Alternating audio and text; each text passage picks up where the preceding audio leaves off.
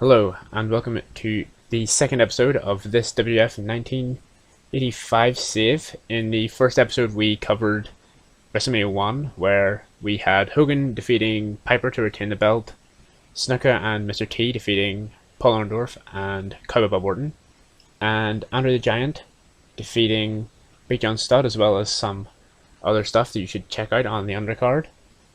And today's show will have the King of the Ring, which will be main evented by a title match between Roddy Piper and Hulk Hogan in their rematch, as well as having the King of the Ring tournament throughout the show, from the quarterfinals the whole way to the finals. The first round matches all took place on TV, where we had Don Morocco progressing over the Junkyard Dog, Bret Hart beating Lombardi, Snuka beating Beefcake, Pedro Morales returning and beating Schultz, but Morales got injured in that match, so Schultz has taken his place tonight. Terry Funk defeated Tito Santana. Brunzel defeated the Spoiler. Not familiar with either of these guys, but they were in the tournament in real life and had decent stats, so I gave them a shot. Sheik defeated David Sammartino, and Ricky Dragon Steamboat defeated Nikolai Volkov. I'm not sure why I didn't change that. In between the last episode and this episode, we had a few little issues. First off, T is away filming very soon, but we weren't really using him that much. Same with Cyndi Lauper. She's away in 23 days with her band, but again, not really being used that much. Roddy Piper was suspended for another drug issue, which was maybe a bad idea in the end because it was very unpopular with a lot of the rest of the locker room, but we've gotten over it now. And also, Greg Valentine was sent to rehab, which obviously messed with our titles a bit, so I will show you that now. Hogan is still the World Heavyweight Champion. His only match defending the belt has been against Orndorff on TV, which got an 82, just to keep him defending the belt and keep it on TV. It's still dropping in prestige though, unfortunately. Tito won the Intercontinental Championship tournament. He was probably going to take the belt off of Valentine anyway. It just means that maybe when Valentine returns, depending on when that is, we might insert him back into a story with Tito. And Tito won the belt against Morocco in the finals of the tournament, which took place again on TV with a 79, the best match so far of the Intercontinental Championship. The women's belt has seen a change of hands, as Wendy Richter lost the belt to Moolah. She originally defended the belt against Moolah on TV in a 61, and then eventually she decided to give a triple threat match, which I don't know if they happened a lot around this time, but we went with it anyway, to have Lenny Kai versus Wendy Richter versus the Fabulous Moolah, after Kai and Moolah just wouldn't let the issue go and kept interfering in all of Richter's matches. And in the match, Wendy Richter hits her finisher move on Lenny Kai, and then Moolah comes in and steals the win over Lenny Kai to sort of sow the seeds of tension maybe between Kai and Moolah in the future, but we're not sure quite where we're going with that yet. The tag team belts have also changed hands, as the team of Paul Orndorff and Cowboy Bob Orton hold the belt. I know that it's a very, I guess, WWE thing to have two single stars hold the belt, but it's more to elevate the tag team division long term, with the likes of Barry Windham and Mike Rotunda eventually winning the belts back, possibly, or another team winning the belts from Orndorff and Orton. And it also allows the tag team division to rub shoulders with main eventers like Orndorff, Orton, Hogan, and Piper. The matches that they've had since Mania, the US Express defended against the North-South Connection in the 78. They also beat Sheik and Volkov in a 78 before losing it to Orndorff and Orton in surprisingly the worst match of their streak there with the belts. Hopefully Orndorff and Orton though can elevate the belts, both being main eventers. In terms of storylines, not much I'm going to show you here. There's a couple starting today that are covered, but the Hogan Piper storyline is still in 85, and the Lenny Kai Wendy Richter storyline is a 64. I don't think we have anything else to talk about, so we will hop into the show now. It is 29 segments, 170 minutes, so just short of the 3-hour mark. So let's get it going. To open the show, we have Gorilla Monsoon and Jesse Ventura just running down the card again. They talk about Hulk Hogan and Piper's match and the favourites in their minds for the King of the Ring tournament. Monsoon will highlight Jimmy Snuka and Ricky Steamboat, while Ventura backs the more devious duo of Don Morocco and Terry Funk. That got a 75. The first interview of the show, Gene Okerlund interviews Snuka. He talks about how he wants to go the whole way and win the championship, win the tournament at the end, and cement his sort of spot as one of the main men on WWF. His match is up against David Schultz. He was meant to face Pedro, obviously, but that got cancelled due to the former's injury. So in a good match, Snuka defeated Schultz in 5:59 by pinfall with a Superfly Splash in a 66. A bit of a low rating for a pay-per-view match at the minute, I think, but I'll take it. Snuka got an in-ring performance of 79, and Schultz got an in-ring performance of 54. There's going to be a lot of wrestling for some of these guys on the show, so I'm hoping that we'll get no injuries of some of the bigger talent in the tournament. The next match is Terry Funk's match. His interview with Okerlund gets a 76. That's pretty good. No improvements for him there. He's been really good since coming in, to be fair, Terry Funk. His match with Jim Brunzell gets a 62, as Terry Funk, in a decent match, defeats Jim Brunzell with a pile driver in 5:46. Funk got a 72, Brunzell got a 46. Not sure if Brunzell will stay around. It'll be more of, we need a lower card babyface, I guess. He'll stick around. As I said, I'm not familiar with him.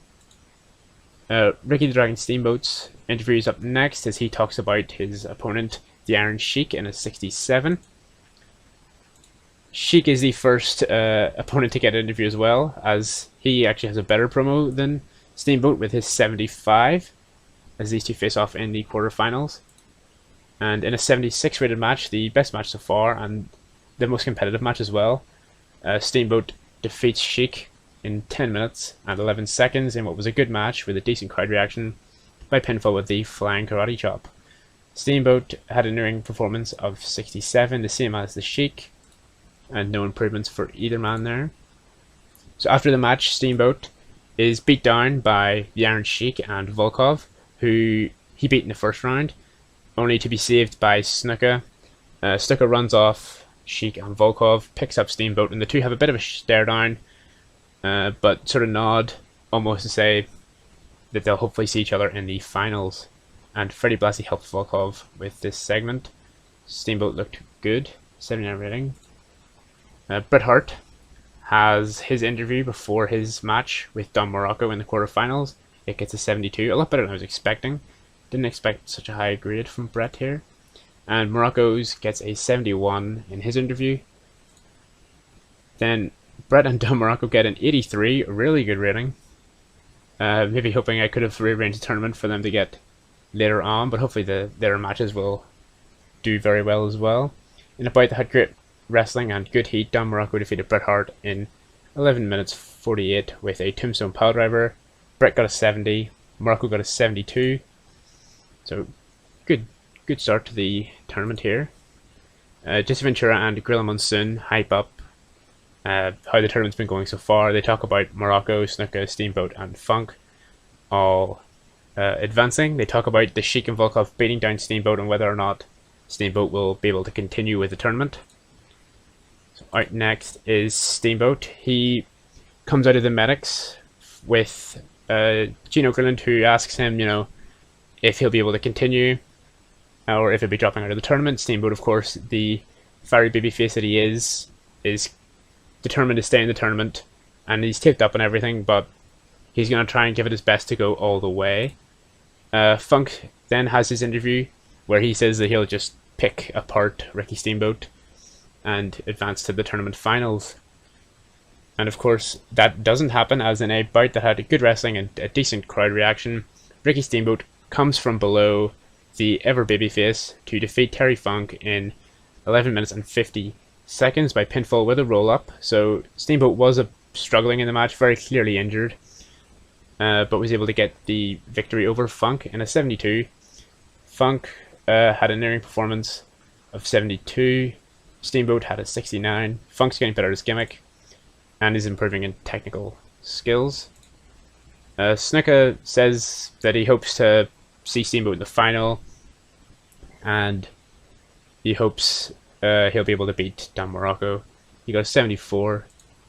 Morocco gets a 73 here, so better than his previous promo, as he talks about how Steamboat will be easy pickings once he's gotten past Snuka. Their match, in a bout that had superb wrestling and great heat, Morocco defeats Snuka in 14-17 by pinfall with a tombstone piledriver after Fuji interferes. So Morocco with a bit of a tainted win there, just to keep Snuka strong as one of the higher up babyfaces. They got a 76, not bad. Morocco got a 74, Snuka got an 81, so that's very good. And next up, we have a bit of a break from the King of the Ring action, just to allow the competitors a bit of rest. TEW makes his elaborate entrance to defend the Intercontinental Championship in just an open challenge. He got an 80 rating there. And TEW will face Brutus Beefcake in a bout that had great wrestling and a decent crowd reaction. TEW defeats Brutus in 7:55 as TEW makes defense number 1 of the IC Championship. He was never going to lose it here. Didn't have a story for him going into this, as a lot of the rest of the Deborah McCarters are locked in to the into the King of the Ring tournament. No improvements for him either. Then we have Morocco making his elaborate entrance for the King of the Ring finals. And then we have Ricky Steamboat's less elaborate, more sort of, showing the pain in his face and showing how he's struggling with the tournament after having 2 intense matches so far. Then in an 82, in a superb match, Don Morocco defeated Ricky the Dragon Steamboat in 14 minutes and 5 seconds by pinfall with a tombstone piledriver. Morocco is the King of the Ring champion. He got a 79 in ring, and Steamboat got a 71. I think it's the best sort of option. We have a lot of upper mid-card babyfaces, as you've seen. Snuka, Santana, Steamboat, Bret Hart, even someone like Andre, who's not on the card today. There's a lot of babyfaces that are over and being pushed, but there's not that many heels. So Morocco was I think, a good option to get up there, and obviously he also wins it in real life. Next, Morocco then calls out the Intercontinental Champion Tito Santana, who beat him in the finals of the Intercontinental Championship tournament. Then we have Roddy Piper's spectacular over-the-top entrance as he enters for his title match with Hogan. It gets a 90, and then Hogan's version gets an 88. Monsoon's announcing was pretty weak. Hogan looked good though, an 88, not bad. The title match goes as such. In an exceptional match, Roddy Piper defeats Hulk Hogan in 15:58 by pinfall following interference from Cowboy and Orndorff. Piper has won his first WWF heavyweight title. Surprisingly, this wasn't hard to convince Hogan for. He was kept strong the first time I tried it, and he didn't argue once. So obviously, contrary to real life, this is our first, I guess, massive change, as Piper has won the title. Obviously just back from suspension. Maybe not the best way to warn people off of breaking the rules, but also he's the next sort of person to take it off of Hogan in my eyes.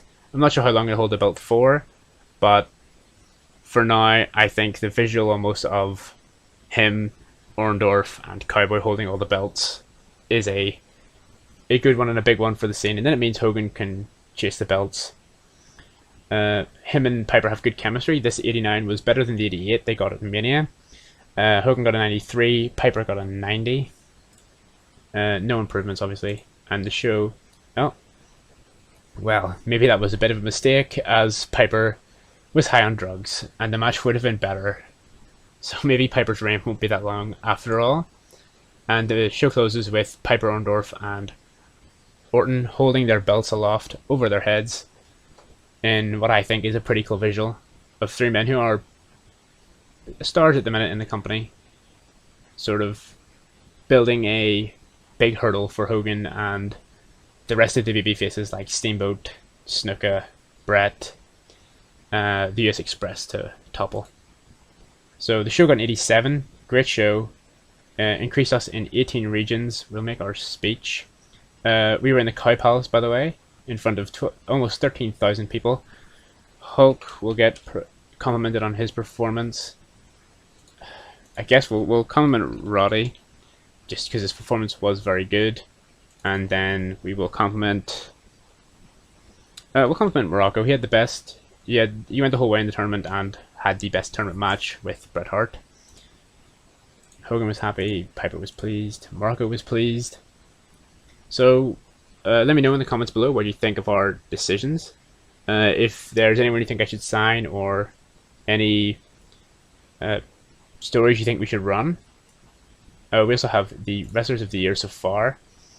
Is this Stan Hansen? I can't see the name. Yeah, Stan Hansen, who is the NWA United National Champion, is the wrestler of the year so far in the Power 500. Interesting. I wonder where our guys will rank when it comes to that. Company so far, New Japan. Team of the year is Tenryu and Saruda. The match of the year is Larry Zbyszko and Melee Verno. Wonder what it got. And the show of the year is WrestleMania 1. So that's good. Well, at the minute we're looking at something. Misawa is the young wrestler. Veteran wrestler is Giant Baba. Female wrestler of the year is Matsumoto. And indie wrestler of the year is Matt Bourne. Interesting that we're only looking at one award so far. Disappointing that Hogan's on contention for wrestler of the year, but maybe his matches aren't that good. I'll deal with the stuff off screen. And I guess maybe suggest what do you think we should do with Piper? Do you think we should cut his run short already? Do you think this is maybe a sign of why he ended up with none in real life? We've given him the shot and he may have blown it already. Thank you guys for checking out the episode, and leave a like, comment, and subscribe.